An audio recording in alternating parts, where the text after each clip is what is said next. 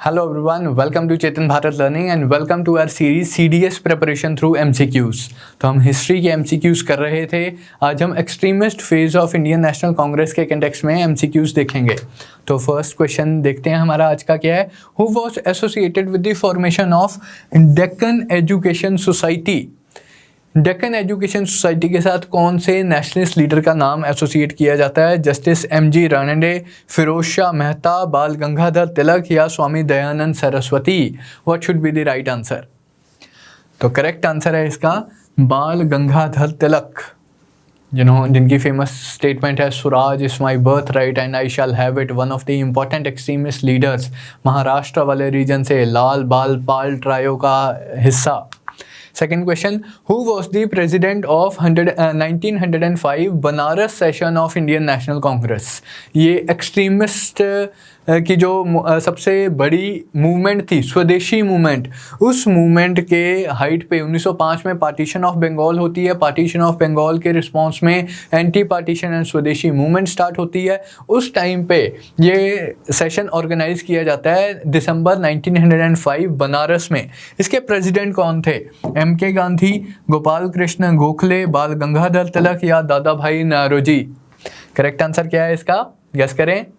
Answer है इसका गोपाल कृष्ण गोखले। 1905, 1906, 1907 तीनों सेशन बहुत इंपॉर्टेंट है। 105 बनारस, 106 कलकत्ता, 107 सूरत। तो तीनों सेशंस के बारे में आपको इंफॉर्मेशन होनी चाहिए। Yugantar party was led by revolutionary movements. First phase of the revolutionary movement के कंटेक्स्ट में क्वेश्चन है। जो बंगाल वाले एक्सट्रीमिस्ट लीडर्स थे वो रेवोल्यूशनरी की एक्टिविटीज़ को भी सपोर्ट करते थे। तो युगंतर पार्टी के लीडर कौन थे?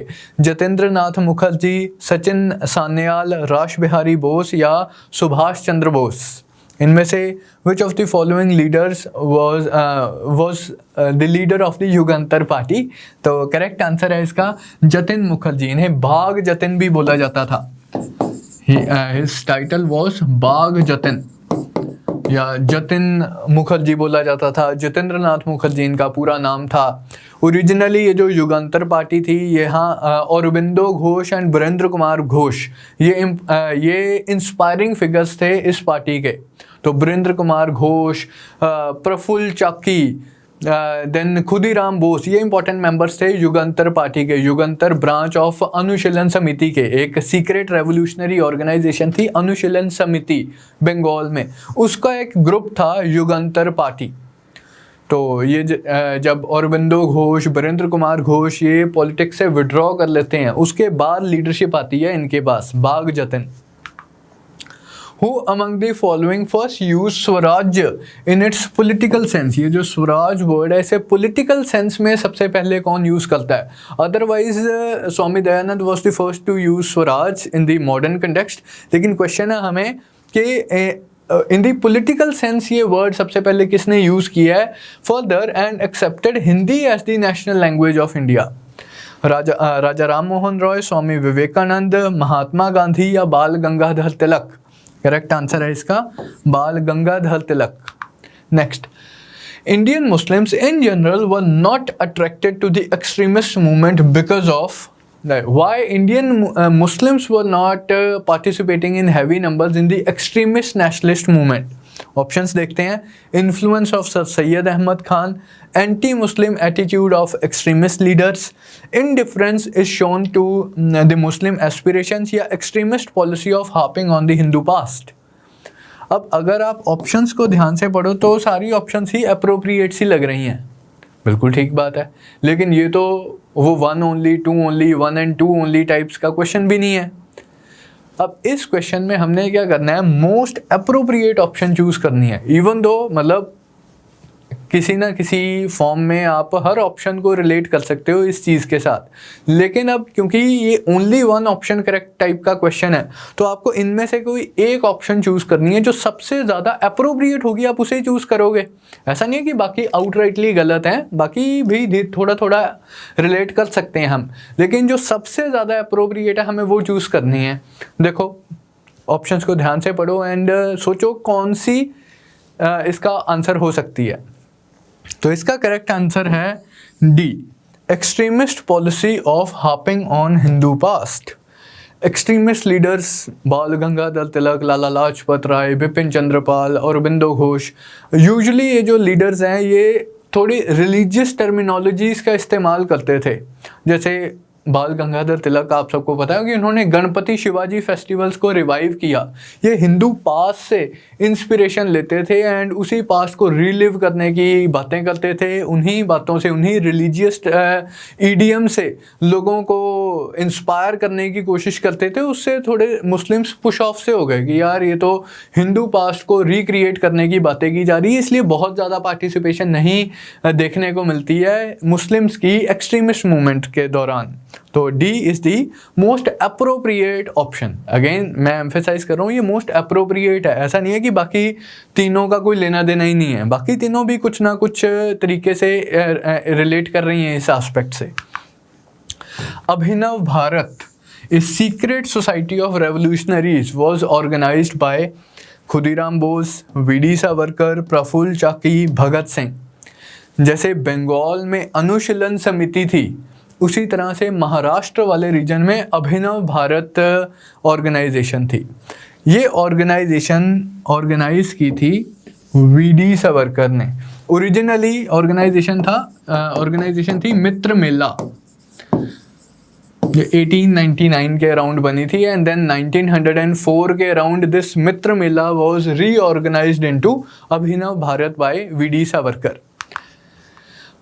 बारह डकैती was the first major venture of the revolutionary terrorists of the freedom movement in which region? अब ये जिस डकैती की बात हो रही है, हमें कुछ सिंपली क्वेश्चन पूछा गया कि किस रीजन में ये first one of the important revolutionary incidents था। बॉम्बे कर्नाटका, पंजाब, ईस्ट बंगाल या मद्रास प्रेसिडेंसी। रेवोल्यूशनरी मूवमेंट्स भी तीन पार्ट्स ऑफ इंडिया में ज़्यादा एक्टिव थी, महाराष्ट्र वाले रीजन में, बंगाल वाले रीजन में, पंजाब वाले रीजन में। जो 12 डकैती की बात हो रही है, ये ईस्ट बंगाल वाले रीजन की फर्स्ट इम्पॉर्टेंट रेवोल्यूशनरी एक्टिविटी थी, जिसमें जो रेवोल्यूशनरीज थे, जो लोकल ज़मींदार था, supported by the British, local ज़मींदार के रेजिडेंस एंड ऑफिस के ऊपर अटैक करते हैं। आंसर है C, East Bengal. Next, Muzaffarpur bombing case इनमें से किसके साथ एसोसिएट किया जाता है? वी.डी. सावरकर, अजीत सिंह, प्रफुल्ल चाकी या बिपिन चंद्रपाल। ये कौन सा है मुजफ्फरपुर बॉम्बिंग केस? 1908, जब खुदीराम बोस एंड प्रफुल्ल चाकी मुजफ्फरपुर के प्रेसिडेंसी मजिस्ट्रेट के ऊपर बॉम्ब ड्रॉप करने की कोशिश करते हैं, लेकिन 2 इंग्लिश लेडीज़ की डेथ हो जाती है। तो that is the Muzaffarpur bombing case. इसे अलीपुर कॉन्स्पिरेसी केस भी बोलते हैं इसी केस को। तो आंसर है Prafulla Chaki. Next, Indian home rule society in London. Indian home rule society in London was started by Annie Besant, ये स्पेलिंग थोड़े से गलत है, Annie Besant, Bal Gangadhar Tilak, M.K. Gandhi and Shyamji Krishna Varma. क्या करेक्ट आंसर है इनमें से? इजी फैक्चुअल क्वेश्चन है, करेक्ट आंसर है इसका Shyamji Krishna Varma. Next, what was Komagata Maru? ये कामागाटा मारू क्या है?